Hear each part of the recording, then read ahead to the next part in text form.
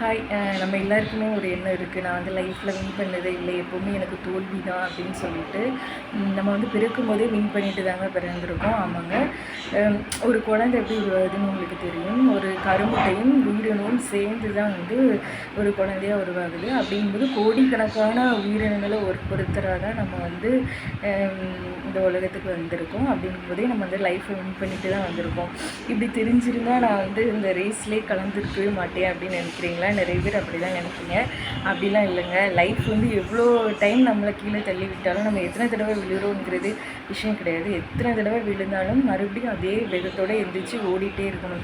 நான் தான் அடிக்கடி லைஃப்பில் கீழே விழுறேனே, கொஞ்சம் ரூட்டை சேஞ்ச் பண்ணி பார்க்கும், அதாவது கொஞ்சம் ராங் ரூட்டில் போகும் அப்படிங்கிற மாதிரி நம்ம நினைக்காம எத்தனை தடவை கீழே விழுந்தாலும் எஞ்சி நேர் வழியில் போயிட்டே இருந்தோமா நம்ம இந்த பூமிக்கு வந்ததுக்கான அர்த்தம் கிடச்சிடும். வீடியோ பிடிச்சா லைக் பண்ணுங்கள்.